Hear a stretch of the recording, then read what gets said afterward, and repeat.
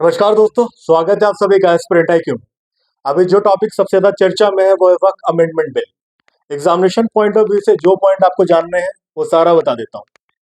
इसमें देखिए कुल 5 प्रमुख बदलाव किए गए हैं। सबसे पहला बदलाव है धारा 40, जिसको लेकर के सबसे ज्यादा बातें की जा रही है। देखिए, होता क्या था कि पहले अगर वक्त किसी भी संपत्ति को खुद की संपत्ति घोषित कर देता था, चाहे वो प्राइवेट लैंड हो, गवर्नमेंट की हो, ट्रस्ट की हो या मंदिर की हो, अगर वक्त उसे खुद की संपत्ति घोषित कर देता था तो आप उसके विरुद्ध कोर्ट में कोई भी अपील नहीं कर सकते थे। कोर्ट में अपील की कोई याचिका नहीं थी। आपको एक ट्रिब्यूनल के पास जाना पड़ता था और उस ट्रिब्यूनल में वक्फ का डिसीजन फाइनल माना जाता था। मतलब कि जो डिसीजन वक्फ दे देता वो डिसीजन फाइनल माना जाता था।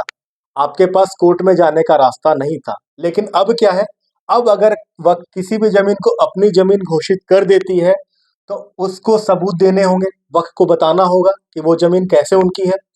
सबूत के बाद सरकार के द्वारा उस पर जांच की जाएगी।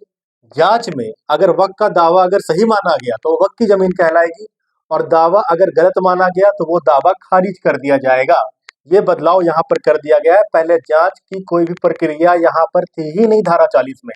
अब जांच की प्रक्रिया के अंतर्गत धारा 40 को ले आया गया है। मतलब कि अब यहाँ पर चेक किया जाएगा। पहले सरकार की जाती है कि अगर किसी की जमीन अगर वक्त ले लेता है तो उसके पास 90 दिन का समय है, वो चाहे तो हाईकोर्ट में जा करके अपील कर सकता है। ये पहले था ही नहीं। हाईकोर्ट और कोर्ट की बात पहले होती ही नहीं थी। वक्त की जो खुद की ट्रिब्यूनल थी, उस ट्रिब्यूनल के द्वारा दिया गया डिसीजन को ही फाइनल माना जाता था। अगला बात आता है धर्म परिवर्तन को लेकर के। सरकार के द्वारा इस बिल में कहा गया है कि अगर पिछले 5 साल में जो भी लोग हिंदू या किसी भी धर्म से मुस्लिम में कन्वर्ट हुए हैं, वो अपनी प्रॉपर्टी वक्फ को ट्रांसफर नहीं कर सकते। मतलब कि आप किसी भी धर्म जाति से बिलोंग करते हैं, अगर आप मुस्लिम में कन्वर्ट हो गए हैं पिछले 5 सालों में, तो आप अपनी जमीन को वक्फ को ट्रांसफर नहीं कर सकते हैं। तीसरी बात आती है वक्फ अल औलाद की। यहाँ पर फीमेल को हिस्सा देने की बात की जा रही है। मतलब कि अगर आप अपनी जमीन वक्फ को या प्रॉपर्टी कुछ भी वक्फ को दे देते हैं, उसके बदले जो भी फायदे आपको पहुंचते हैं उसकी हिस्सेदारी अब महिलाओं को भी मिलेगी। पहले सिर्फ पुरुषों को मिलती थी। मतलब कि पुरुष प्रधानता को भी यहाँ पर खत्म करने की बात की जा रही है। अगला इंपॉर्टेंट पॉइंट है वक्फ बोर्ड को ही लेकर के। पहले वक्फ बोर्ड में जितने भी मेंबर्स हुआ करते थे सारे के सारे मुस्लिम हुआ करते थे। अब देखिए वक्फ बोर्ड की जो टोटल मेंबर्स रहेंगे उसमें 2 नॉन मुस्लिम्स भी होंगे, साथ में 2 फीमेल मुस्लिम्स भी होगी। तो देखिए मुस्लिम्स के लिए 2 जगह स्पेशल है, एक वक्फ अल औलाद में जहाँ पर महिलाओं को हिस्सा दिया गया, और दूसरा वक्फ बोर्ड के अंदर भी महिलाओं को हिस्सा दिया जा रहा है। तो 2 महिलाएं भी होंगी जो कि मुस्लिम कैटेगरी से बिलोंग करेगी।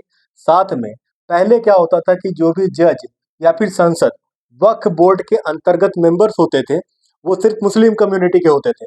अब वो किसी भी रिलीजन के हो सकते हैं।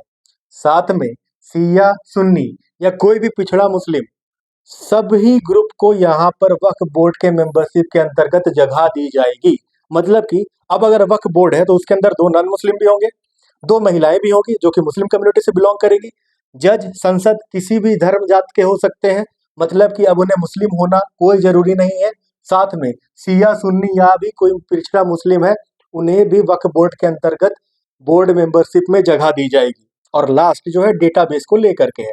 पहले क्या होता था, कोई भी व्यक्ति अगर अपनी संपत्ति वक्फ को दान कर देता था, इसके लिए कोई भी ट्रांसपेरेंसी नहीं थी। कुछ पता नहीं चलता था कि किसने दिया, क्यों दिया, कहाँ से दिया। लेकिन सरकार का कहना है और इस बिल के अंतर्गत कहा गया है कि अब सरकार के द्वारा जो भी जमीन वक्फ को दी जाएगी उसके अंतर्गत एक डेटाबेस बनाया जाएगा। उस डेटाबेस में बताया जाएगा कि किसने जमीन दी, कैसे दी, कहाँ से दी। इन सब की जानकारी अब एक डेटाबेस के अंतर्गत रखी जाएगी।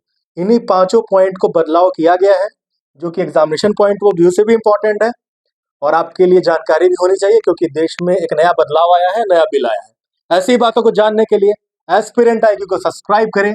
आपका दिन शुभ हो।